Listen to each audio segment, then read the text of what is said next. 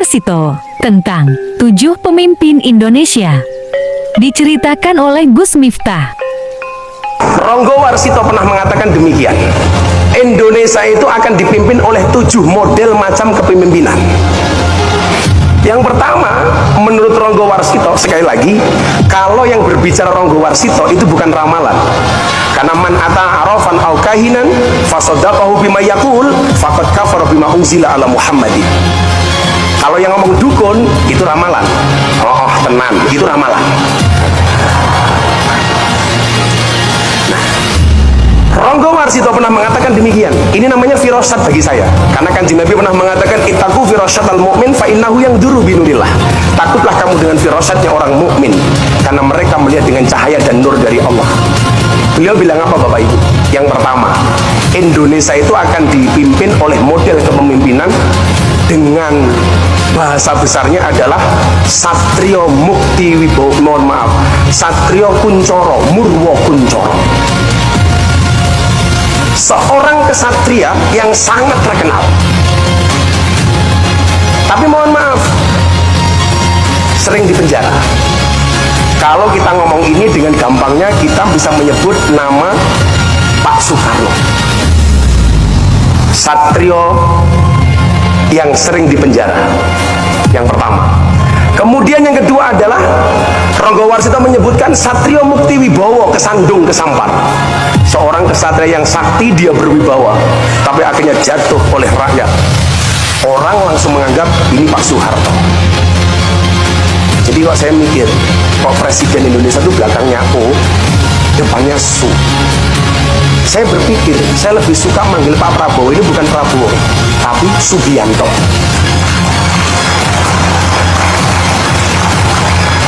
Mungkin perlu ruatan Pak Prabowo ya ini. Subianto, Soekarno, Soeharto, Mukti Wibowo, kesandung kesampar. Kemudian yang berikutnya adalah Satrio Jinumput, Sumelo Atur Gawe Wirang. Seorang kesatria yang dia tidak dipilih oleh rakyat, tidak dipilih oleh DPR, tapi Jinumput. Pak Harto menyatakan mengundurkan diri, kemudian Jinumput meminta Pak Habibie untuk menjadi presiden. Tapi salah satu kemudian yang dicatat oleh sejarah adalah Sumelo Atur Gawe Wirang. Gara-gara kebijakan referendum Timur-Timur hilang dari Indonesia. Kebijakannya membuat malu bangsa Indonesia. Salah satu kekurangannya. Kemudian yang keempat, Indonesia akan dipimpin oleh model dan tipe kepemimpinan Satrio Lono Topong Rame Wutongi Dri Jagat. Satrio Lelono, orang kesatria yang sering berkelana keliling dunia jadi presiden untuk meyakinkan eksistensi bangsa. Kalau kita ngomong itu masih belum paham, tapi begitu Wutongi Dri Jagat, orang yang tidak bisa melihat tapi bisa keliling dunia, kita langsung teringat dengan nama almarhum Kiai Haji Abdurrahman Wahid alias Gus Dur.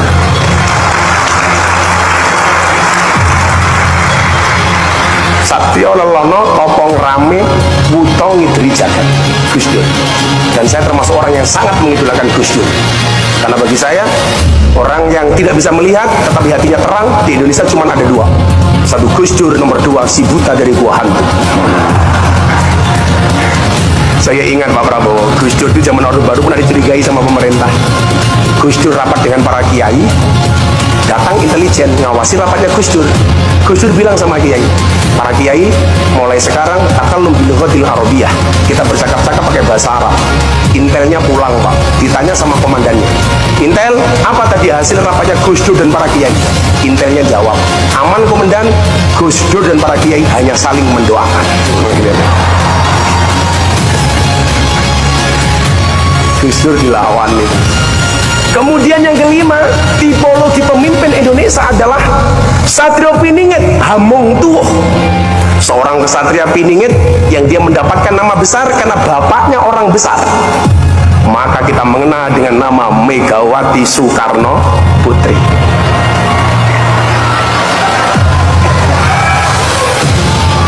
Hamung Tuwuh. Hamung Tuwuh itu tukulan Pak, kalau bahasa Jawanya. Tukulan bapaknya, karena bapaknya orang besar, anaknya jadi besar, Ibu Megawati. Apapun, beliau tetap orang yang memberikan banyak sumbangsi untuk bangsa Indonesia. Kemudian berikutnya yang nomor 6, Indonesia akan dipimpin oleh model kepemimpinan Satrio Hamboyong Gapune Gapuro gelar kloso tanpa nglenggai. Satrio boyong pambukaning gapuro gelar kloso tanpa nglenggai. Seorang kesatria yang mulai mampu menata tatanan pemerintahnya, tetapi mohon maaf, tuduhannya macam-macam. Gelar kloso tanpa ngelenggai. Kenapa bisa nata negara tidak bisa ngelenggai? Karena musibah di mana-mana. Aceh gempa bumi, tsunami, Jogja gempa bumi, demikian juga dengan daerah-daerah yang lainnya. Orang langsung berpikir dengan Bapak Susilo Bambang Yudhoyono. Kemudian yang ketujuh, yang menurut Ronggo Warsito, kalau ini beliau tidak nyebut nama, dan ini susah untuk ditafsirkan karena cuma sampai 7. Indonesia itu akan mengalami kemakmuran bertahun-tahun, bahkan ratusan tahun, kalau Indonesia punya tipikal pemimpin yang ketujuh. Satrio Pinandito Sinisian Wahyu Ratu Tanpa Mahkota.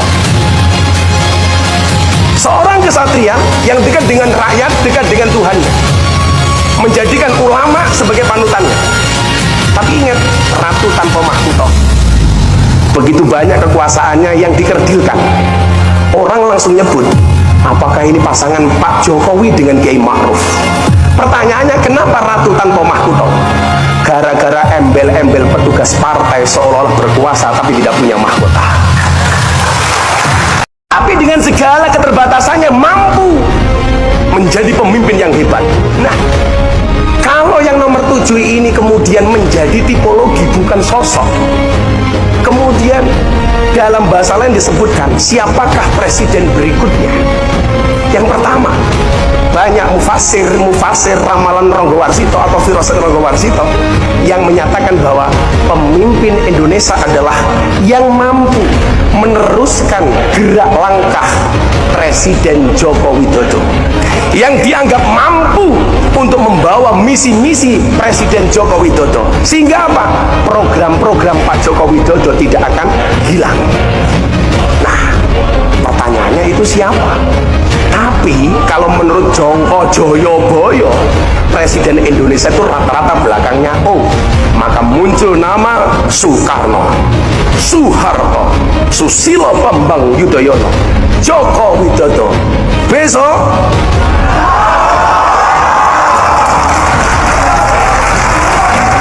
terima kasih. Assalamualaikum warahmatullahi wabarakatuh. Terima kasih sudah menonton video saya dan jangan lupa like, share, dan subscribe.